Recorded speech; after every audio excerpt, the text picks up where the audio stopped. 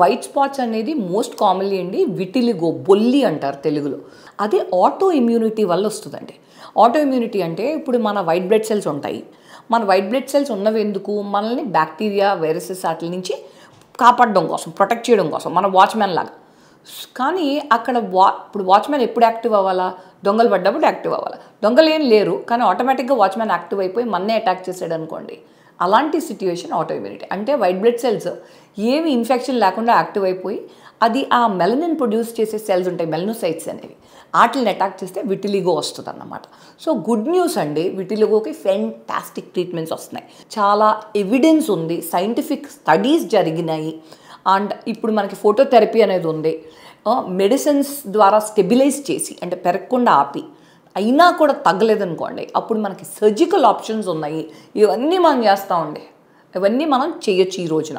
So భయపడకూడదు, అదొక ముఖ్యమైనది. ఇంకొకటి చిన్నపిల్లలు వస్తూ ఉంటుంది, పిట్రియాసిస్ ఆల్బా అనేసి ఒక కండిషన్ ఉంటుంది. సో చాలామంది అది ఏదో వైటమిన్ ఏ డెఫిషియన్సీయో ఏదో చెప్తూ ఉంటారో. సో అది యాక్చువల్లీ డెఫిషియన్సీ కాదు, అది ఒకలాంటి ఎగ్జిమా, డ్రై స్కిన్ వల్ల వస్తుంది. సో దానికి కూడా మనం ఈజీగానే ట్రీట్ చేయొచ్చు. సో వైట్ మచ్చలు చూసుకొని భయపడకూడదండి, మంచి కరెక్ట్ డెర్మటాలజిస్ట్ దగ్గరికి వెళ్తే ఫెంటాస్టిక్ ట్రీట్మెంట్ దొరుకుతుంది. సో ఈ బొల్లి వలన ఎన్ని మ్యారేజెస్ బ్రేకప్ అవటము, లేకపోతే పెళ్ళి కావాల్సిన వాళ్ళకి సంబంధాలు చెడిపోవడము, రాకపోవడము, ఇవన్నీ అవుతూనే ఉంటాయండి. ఫస్ట్ ఆఫ్ ఆల్ అండి, అది అంటువ్యాధి కాదు. ప్లస్ అది స్ట్రిక్ట్లీ జెనెటిక్ అని కూడా చెప్పడానికి లేదండి. ఎందుకంటే ఒక 2/3 ఆఫ్ పీపుల్, ఒక 100 మందిలో ఒక 65% వరకు విటిలిగో ఉన్న వాళ్ళు, బొల్లి ఉన్న వాళ్ళకి ఇంట్లో లేదు ఎవరికి, అంటే వాళ్ళకే వస్తుంది. వాళ్ళ పిల్లలకి రావాలని లేదు, వాళ్ళ పెద్దవాళ్ళకి ఉందని కాదు.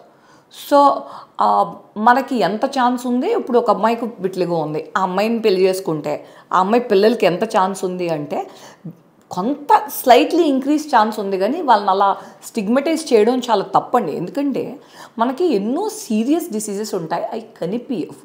వాళ్ళందరికీ పెళ్ళిళ్ళు అవన్నీ బాగానే అవుతున్నాయి, కానీ పాప మీద ఇది ఉత్తి మచ్చ, కానీ దానివల్ల వాళ్ళని ఎంతో బాధ పెడతా ఉంటారు. ఇప్పుడు ట్రీట్మెంట్ మంచి ఉన్నాయి, ఒకవేళ లేదు, సంబడీ డిసైడ్స్ నాకు ట్రీట్మెంట్ వద్దు, నేను బాగానే ఉన్నాను ఇలాగా అంటే, ఆటో ఇమ్యూనిటీ కోసం, థైరాయిడ్ కోసం అది చెక్ చేసుకుని వాళ్ళని అలా వదిలేసినా తప్పేం లేదండి అసలు.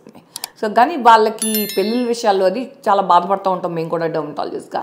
అండ్ ఈ స్టిగ్మా తొలగించడం కోసం మా ఇండియన్ అసోసియేషన్ ఆఫ్ డెర్మటాలజీ కూడా మేము చాలా ఎఫర్ట్స్ పెడుతున్నాం.